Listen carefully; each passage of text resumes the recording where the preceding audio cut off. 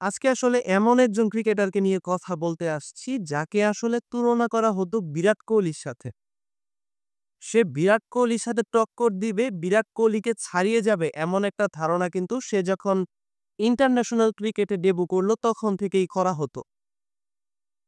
সে আর কেউ না, বাবর আজমের কথাই আমি বলতেছি। পাকিস্তানের সাবেক ক্যাপ্টেন, সাবেক ওডিআই ক্যাপ্টেন বাবর আজমের কথাই বলতেছি। আমরা অলরেডি বাবর আজমের খেলা কালকে দেখব। পাকিস্তানের সাথে আ আ ওয়েস্ট ইন্ডিজের ১ম ওডিআই কিন্তু কালকে না, মানে কিছুক্ষণ পরেই শুরু হতে যাইতেছে ১ম ওডিআইটা। অলরেডি পাকিস্তান কিন্তু টি-২০ সিরিজটা জিতছে ওয়েস্ট ইন্ডিজের সাথে। এখন কিছুক্ষণ পরেই ফার্স্ট ওডিআইটা শুরু হবে। যাই হোক, যেই কথাটা বলতে আসছি, বাবর আজম কিন্তু পাকিস্তানের হয়ে ওডিআইতে সর্বোচ্চ সেঞ্চুরি ধারক প্লেয়ার হইতে যাইতেছে সামনে। সেটা হতে পারে ওয়েস্ট ইন্ডিজের সাথে এই ওডিআই সিরিজে। সম্ভাবনা খুবই বেশি। কারণ বাবর আজমের ওয়েস্ট ইন্ডিজের সাথে সেঞ্চুরি করার প্রবণতা অনেক বেশি।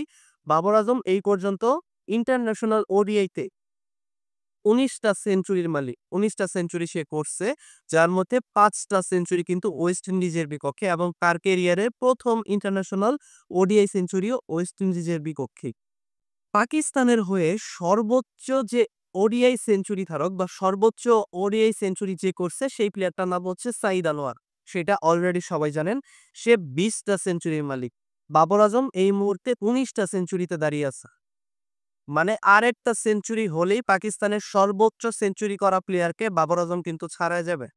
মানে রেকর্ডটা আরেকটা সেঞ্চুরি হলে ভাঙবে এবং এরপরে মানে নেক্সট আর ২ টা সেঞ্চুরি করলে বাবর আজম সাঈদ আনোয়ারের যে রেকর্ড, সেই রেকর্ড ছেড়ে পাকিস্তানের ওডিআইতে সর্বোচ্চ যেই সেঞ্চুরির মালিক সেটা বাবর আজম হয়ে যাবে। দেখেন বাবর আজমের বয়স মাত্র ৩০।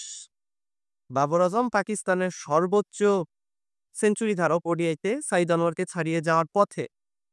অলরেডি সে ১৯ টা সেঞ্চুরির মালিক। আর ২ টা সেঞ্চুরি হলে সে সাঈদ আনোয়ারকে ছাড়িয়ে যাবে। কারণ আ পাকিস্তানের বাবর আজমের ১৯ টা সেঞ্চুরি অলরেডি হয়ে গেছে। সাঈদ আনোয়ারের সেঞ্চুরি ২০ টা।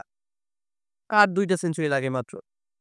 কিছুক্ষণ পরেই ওয়েস্ট ইন্ডিজের সাথে পাকিস্তানের ১ম ওডিআই। বাবর আজম অবশ্যই স্কোয়াডে থাকবে বা আছে বলেই আমার মনে হইতেছে। যদিও এখনো চূড়ান্ত স্কোয়াড ঘোষণা হয় নাই। তবে বাবর আজম থাকবে। কারণ বাবর আজমের রিসেন্ট ওডিআই পারফরম্যান্স ভালো।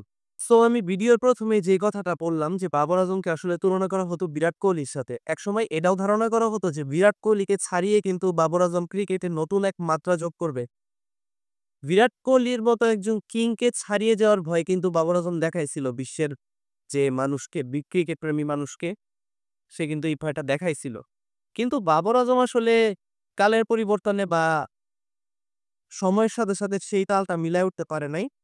বিরাট কোহলির যে রেকর্ড, সেই রেকর্ডের কাছাকাছি সে যেতে পারে নাই বা সে সেই পথে হাঁটতেছে না। এটা কিন্তু তার রিসেন্ট পারফরম্যান্স দেখলে বোঝা যায়। তার লাস্ট ওডিআই সেঞ্চুরি ছিল ২০২৩ সালে, যেটা ছিল নেপালের বিরুদ্ধে। মোটামুটি ২ থেকে ২.৫ বছর আগে সে লাস্ট সেঞ্চুরি করছিল ওডিআইতে। সো বাবর আজমের ২০ তম সেঞ্চুরির জন্য অবশ্যই আগে থেকেই আগাম একটা কনগ্রাচুলেশনস দিয়ে রাখলাম। সে খুব শীঘ্রই হয়তোবা পাকিস্তানের হয়ে সর্বোচ্চ যেই ওডিআই এর সেঞ্চুরি মালিক সেটা হতে চাইতেছে। সো আগাম একটা কনগ্রাচুলেশন দিয়ে রাখলাম। সে পাকিস্তানের সবথেকে সর্বকালের সর্বশ্রেষ্ঠ ওডিআই ব্যাটসম্যান হোক, এটাও আশা করি। যাই হোক, সামনে এশিয়া কাপেও বাবর আজমকে দেখতে চাইতেছি এবং তার কাছ থেকে ভালো কিছু পারফরম্যান্স চাইতেছি। এই আশা রেখেই আজকের ভিডিও শেষ করলাম। আপনাদের সাথে দেখা হবে নতুন কোনো ভিডিওতে। ততক্ষণ পর্যন্ত সবাই ভালো থাকবেন, সুস্থ থাকবেন। আর আমার চ্যানেলটা যারা সাবস্ক্রাইব করেন নাই তারা অবশ্যই সাবস্ক্রাইব করে পাশে থাকা বেল আইকনটিতে ক্লিক করে দিবেন। আল্লাহ হাফেজ।